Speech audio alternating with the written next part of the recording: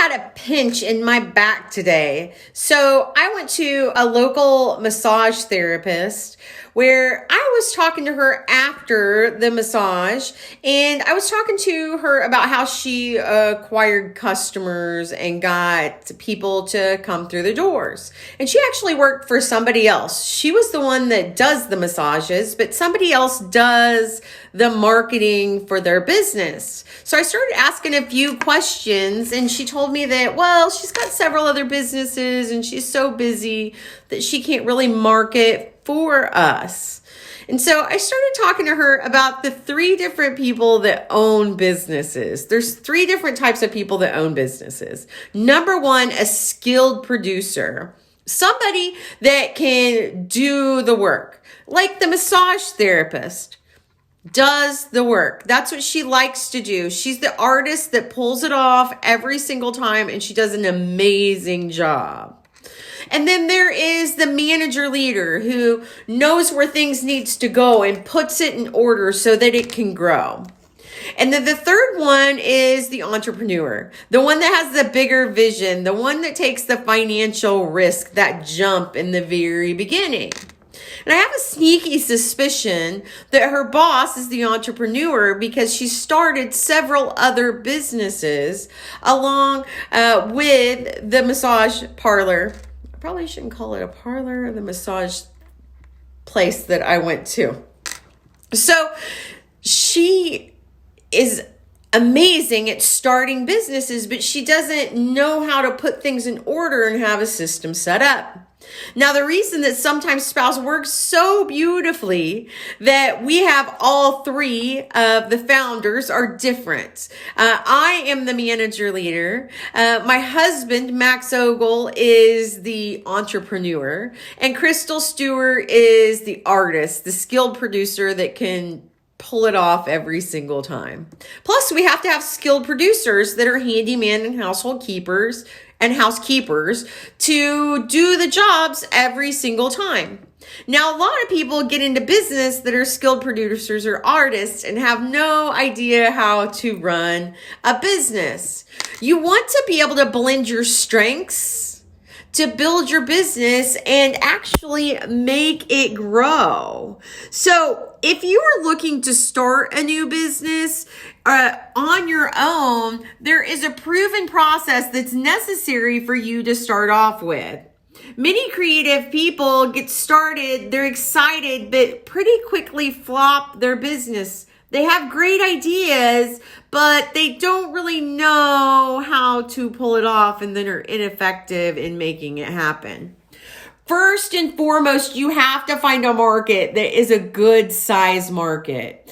You don't want a market that's too big that it's like a red ocean and there's a feeding frenzy within the market. You want a niche market, but you can't have one that's too small. And you want to have enough people to help build your businesses and not compete with large corporations like Coca-Cola or McDonald's or anything like that. So when thinking about the target market for that massage place, we'll just call it a massage place, because I don't want to get in trouble with massage parlor. It just doesn't sound right? So that massage place, a good niche market for them would be runners.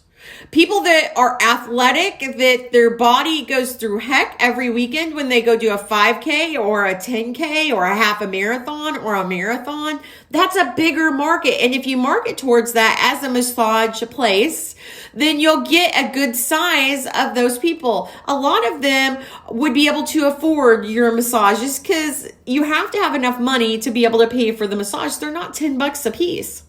So you would have a big enough niche market. Now, if you had a niche market that was something like ultra marathon runners, and you were specifically going after them as a massage therapist place in the Waco, Texas area, you wouldn't have enough customers to come in and take care of the base that you would need to be a profitable business. I just don't think there's that many ultra marathon runners in Waco, Texas.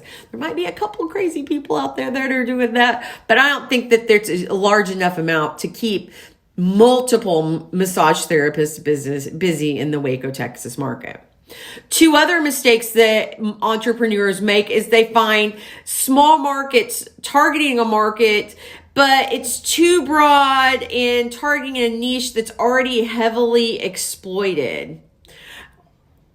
Kind of like if you were specifically going after the Baylor Athletics in Waco, Texas. That's probably a tapped market, I would imagine. So you want to go after something that was a little more niche that hasn't been exploited. You want to decide to sell your product or service to a target market so you will be successful. You don't want to set yourself up for failure.